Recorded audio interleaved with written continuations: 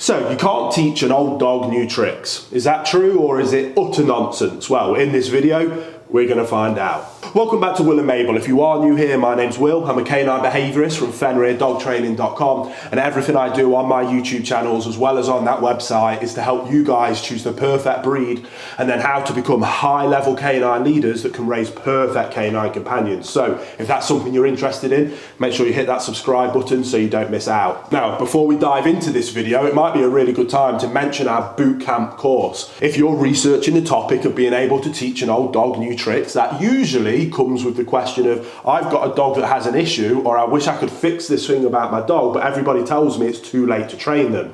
Now, as I'm going to break down in this video, I personally think that that's complete nonsense. And the best, single, most important way to teach your dog anything new is to restructure that relationship, to allow the dog to see you as its calm, consistent leader that it can look to for guidance and direction in absolutely all scenarios. Now, if you have a dog that is looking to you for guidance and direction, regardless of their age, whether they're a new puppy or whether they're 15 years old, at that point, when you've got the dog seeking that guidance, it is easy to teach them something new, be able to reteach something that they forgot, or be able to ask them to stop doing something that you wish that they wouldn't. So if that sounds like it might be helpful for you, the link to our bootcamp course is down in the description box below. So you can go down there, check that out, and hopefully it might be just what you're looking for. So let's dive into teaching old dogs new tricks. And as you can obviously tell by what I just said, you 100% can teach any dog of any age new tricks, new things.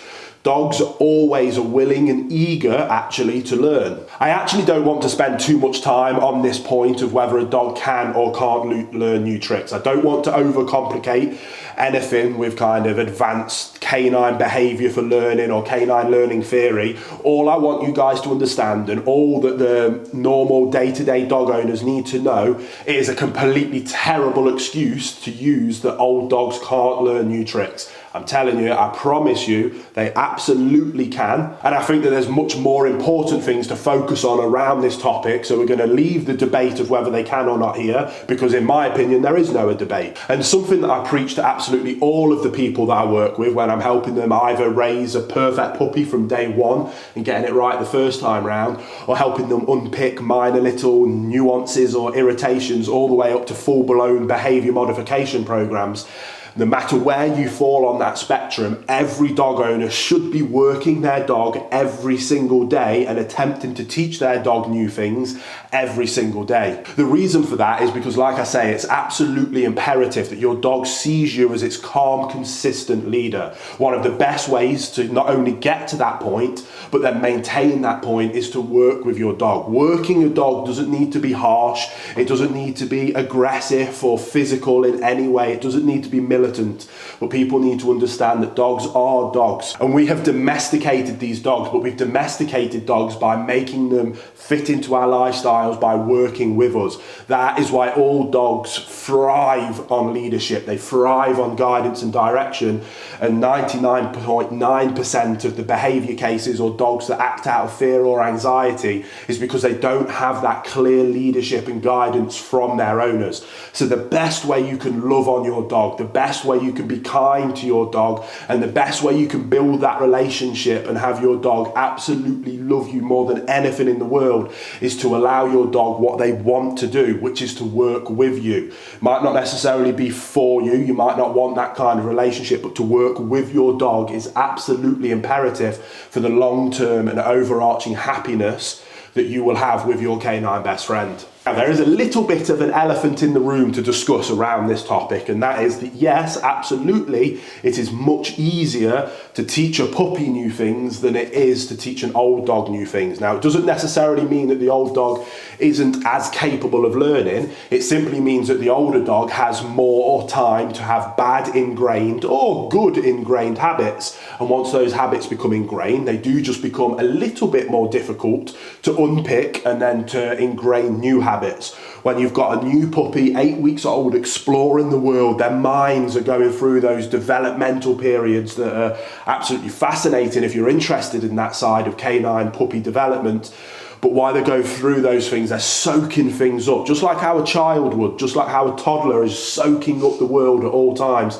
Puppies are doing the same thing. So it is by far easier to teach them to get it right the first time round. And that doesn't just mean in those obedience sessions or that 1 hour a week where you take them to puppy training classes. Dogs of all ages are learning new tricks 24 hours a day on how we interact with them, how we live with them. It's called operant conditioning. It's how dogs learn, and that happens 24/7 for the entirety of the dog's life through getting positive and negative different stimuli will reinforce or discourage certain behaviors. Now, we can utilize those areas of operant conditioning to teach them fantastic tricks like to sit and down and to play dead and to heel and to recall, but we also use those same things to teach them how to be well-mannered dogs. Or, unfortunately, we also inadvertently use those things to teach them how to be badly behaved, badly mannered, and badly socialized dogs. And it's doing those things when we teach our dogs, like I say, we're doing that 24/7, which is where poor behavior comes from originally, which, like I say, is why I spend so much time trying to get people to get it right and put the effort in up front so that we're teaching them the right ways to behave all of the time, not just that 1 hour a week at the puppy training class, so that we don't then have to come in and teach old dogs new tricks. All we're doing is working with our dogs and thriving in that relationship and making it a really fun experience that just builds on that companionship that we have when you've got a perfect canine companion. And like I say, I'm not going to do a hard sell. If you're interested, I've got the bootcamp course that helps kind of restructure that relationship and allows the dog to see you as its calm, consistent leader. Or if you're getting a new puppy and you want to put that time and effort into getting it right the first time round, then that is where our Perfect Puppy course comes in. It's a first 1 year program of letting you know exactly what to do, when to do it, day by day, week by week, and month by month. That is the reason that I put those things together, because my goal and my ambition is to help as many people as possible become good canine leaders that have perfect canine companions. So thank you so much. If you enjoyed that video, make sure you hit the like button, subscribe if you're new here, and I'll see you on the next episode of Will and Mabel.